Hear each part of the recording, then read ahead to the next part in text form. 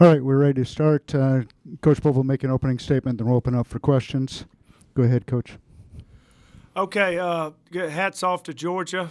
Came in and dominated the game and really all three phases, more physical than us at the line of scrimmage. And it showed.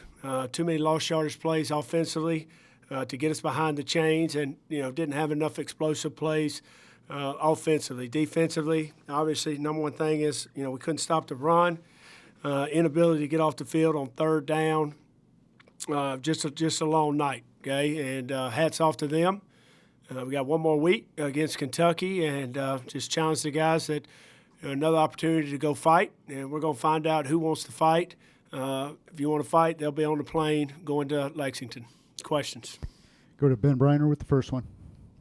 Hey, Mike.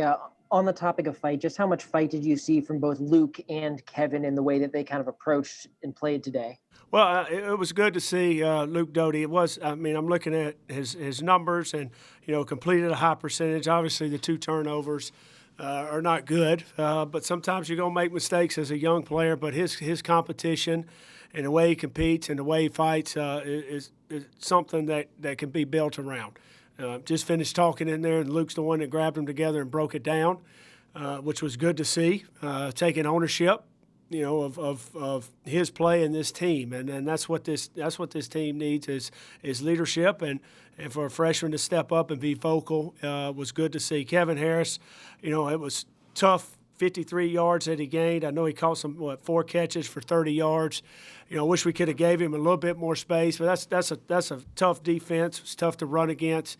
But I thought it wasn't his best game statistically, but I thought it was his best game as far as breaking yards. I mean, having yards after contact. Really good game by him.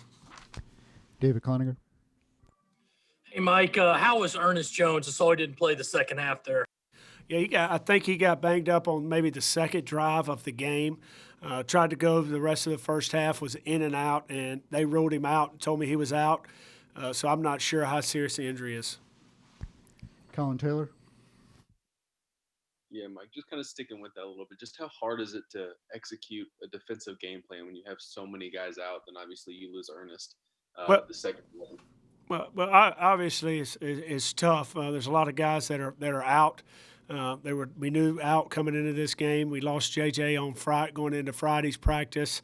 Jalen Dickerson was banged up, but like I just told those kids in there, part of being a man is you don't make excuses, and you don't let people make excuses for you, and that's part of it. It doesn't define who you are as an individual. It doesn't define who you are as an offensive defense. It doesn't define who you are as a Gamecock going forward next week and beyond next week. Is how you respond to that, and don't let somebody make an excuse for it. It's easy to sit here and say we didn't have this, we didn't have that. I mean, that's evident. But we went out there and we played ball, and if you're on the field and you're wearing a Gamecock uniform, you need to fight your ass off. Josh Kendall. They got mine. Thank you. Dick Cox.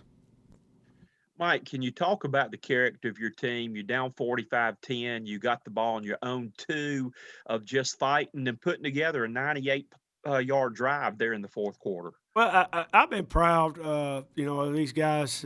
Really, the last couple of weeks of when things haven't gone well. There's been a continuation of effort and fight and strain, and offensively, really, that they've been led by Sadarius Hutchinson up there. And then, you got it on the 1, I said, let's just go 99. Or on the 2, let's go 98. The guys played for 60 minutes. They didn't look at the scoreboard, and obviously it wasn't in our favor. And just to do that at the end of the game with some young players in there, with Luke Doty, Rashad Amos busting the run, and I can't say enough about Nick Muse, the way he played. Nick Muse is made of the right stuff. He really is. He's what you want as a Gamecock because he cares. It's important to him. It's important to him, and it shows in his play. Mike Yuva. Mike, what was it like earlier this week in terms of just some of the seniors? Obviously, it's a unique situation for you, being the interim head coach on senior night. But what was that moment like for those guys? And did you have any message for the team in terms of just looking at them in terms of how they've handled things over the last couple of weeks and years? Well, I think it starts with all those guys, and sometimes you want to look at your legacy as as how many wins or what you left the program. But the legacy of these seniors is showing these young guys how you don't quit. When you're not dealt the hand that you want, you continue to fight. And proud of those guys, especially number 50 on the offensive line. I think that showed a lot when he ran on the field and all those linemen ran out there just to take a picture with him. And he's played really well this year, and it's been about the team. It hadn't been about him, and I think that's what these seniors are going to leave these guys is that, hey, we're going to continue to fight and play our butts off, no matter the circumstances. John Whittle. It seemed like the O-line really struggled tonight. Is that a fair statement? And if so, what would you attribute that to? To Georgia for number one. I think really they've shut really everybody down except for two teams, which is Alabama and Florida, and they threw for close to 400 yards in the passing game. They got a really stout run defense. We had too much penetration on our back blocks.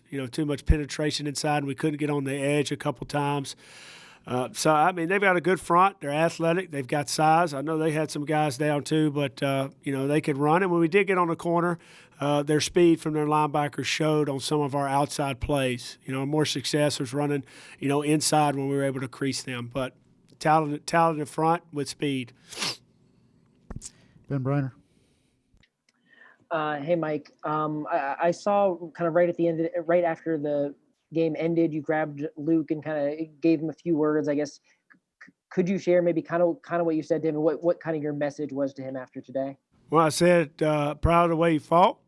You don't lack confidence, and that's part of being a great player. Is you believe in yourself and you believe in other guys around you. You made some mistakes, but you're going to learn from those things, and you're going to be a damn good player because you're not scared. I think that was the gist of it. Probably not word for word, but that was close. Any other questions for Coach? Ben, one more. Sorry, Ben, one more. I know you guys had published a list of people who were going to walk at some point early in the week, and then there were a few more guys on that list. Did they come to you and ask, or did they just not make the first list? What was sort of the process there? They were more than I thought when I went over it the other day with George Wynn, our director of football operations. I think they went to him and wanted to walk. I asked I'm not going to name. I asked a couple when they came out and thought you weren't walking, and they said, well, they're probably coming back, but they just did it in case. I can't speak for every one of them, but that was a couple of them's response. Eric Boynton.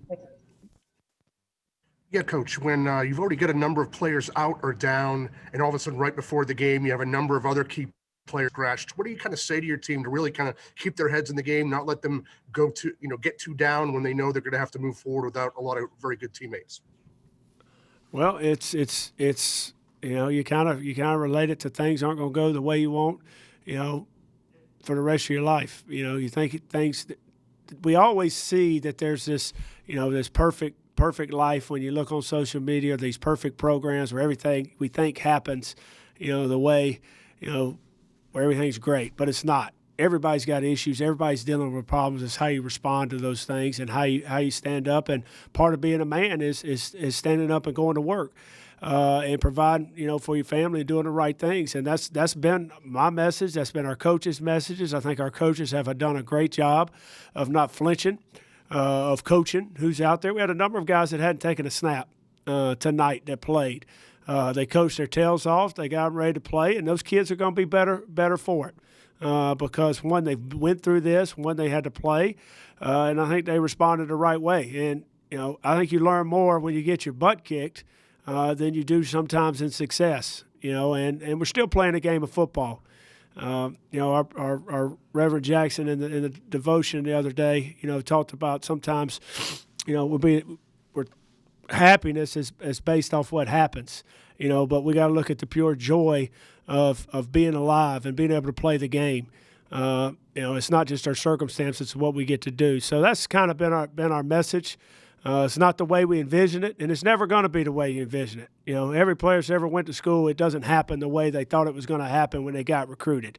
You're hit with adversity. How are you going to respond? Phil Kornblut. Yeah, hey, Mike. I know in a game like this, there aren't a lot of individual plays that maybe will stick with you, but that one run by Kevin Harris where he went the extra effort to get that first down, is that like a cutout play that that you showed teams over and over again when you talk about never quitting and playing with a lot of heart? That was an individual effort, and we play as a team, but individually there's times you're going to have to make individual efforts to sustain drives, to make plays that are explosive plays, and that was another example of that. I thought he ran extremely hard tonight.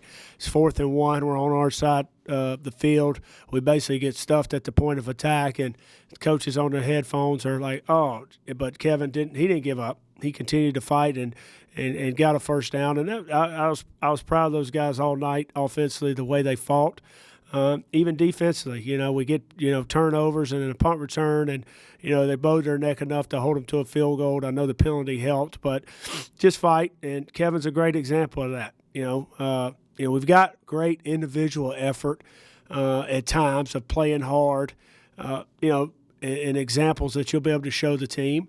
This team, in my opinion, has got to take more ownership of that. Guys got to demand it from more guys, within the team. And, and you hear coaches say this all the time, you can't be coach-led, you got to be player-led. And that's true for this, to get over the hump, players have got to take ownership and take leadership. And Kevin's not a vocal guy, but that demonstrated that. And then, like I said, after the game, Luke Doty brings him up and breaks him down and talks about what he wants going forward the next week. Those are good signs. Last question goes to John Whittle. Deshaun Fenwick was out and Keir Thomas. Can you share the status of those guys going forward? Deshaun, unless right now he's tested positive for COVID. Had a test on Thursday, came back negative. Came in Friday, didn't feel well. We tested him. I'm not sure which test. If it was the one that you get results quicker, I'm not sure. Have to ask our trainer. I'll have a better answer probably when I meet with you guys on Tuesday. Keir Thomas. I'm not sure. It's probably wait and see. I think he got a little healthier as the week went on, but he was not 100%. So it'll be wait and see as this week comes. But if he comes back, Deshaun comes. I don't know the protocol and how many negatives he's got to have, or if they tested him today. I just know he's out, and more than likely he'll be out. Him and JJ will be out the rest of the season. All right. Thank you, Coach. Thank you, Coach. Is that it? Okay.